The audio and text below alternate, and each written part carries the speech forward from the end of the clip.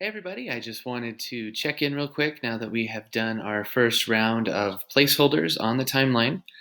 Um, for the most part, everything looks great. I think the timeline is coming together really well. You're all choosing topics that fit the unit time frame, and there are things that you can give us more information about that we've been studying already, and that you can help us understand why they are historically significant.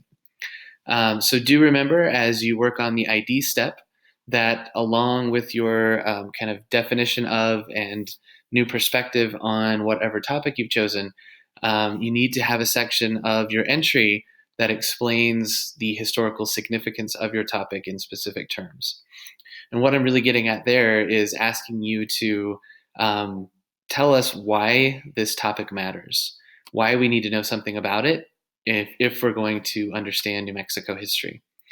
This is the part where you bring your own interpretation of your topic into the conversation. So again, what I'm asking you to do is put your own ideas into your entry.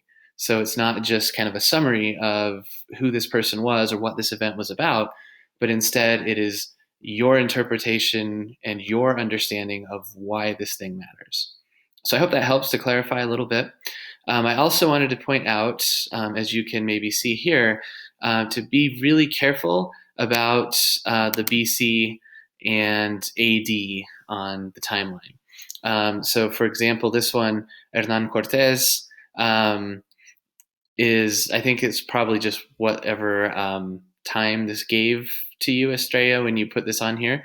Make sure that you change the time frame so that it matches the person, place, or thing that you are adding to the timeline.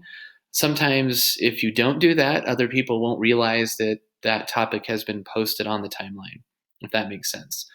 So, for example, that happened this time around with Oñate. 1590 could be a good time frame to start talking about Oñate if it was AD rather than BC. And what happened this time around is that there are two entries on Oñate on the timeline. Don't worry about that this time around. It's okay. I want you to both go ahead and still do your work on Oñate because it will be interesting, especially with such a widely known and controversial figure like Oñate, to see the different angles that you present on him.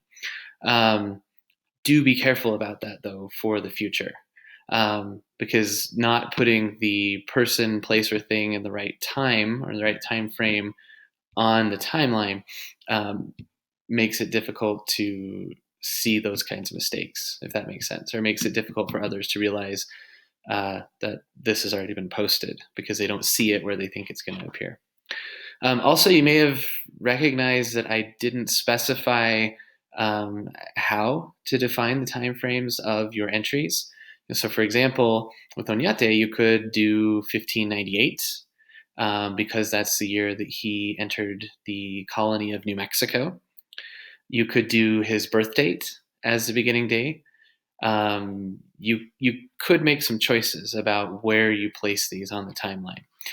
I want to leave that open for you to make that decision because I want us all to understand that historians have to make those kinds of decisions all the time.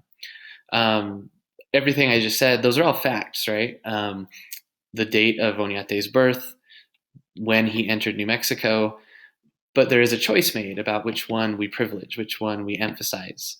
And that helps kind of define the story we tell.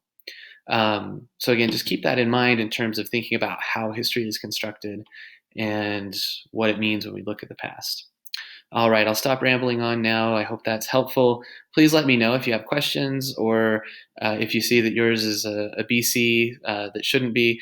So for example, Zuni culture, that one's fine. That's a fine time range for that one because it fits. But again, make sure, or if you have questions, I should say, about how to fix that problem, and the video tutorial and the instructions in Unit 1 didn't help, let me know and I'll see what I can do to help out. I hope you're having a good week and I'll talk to you soon.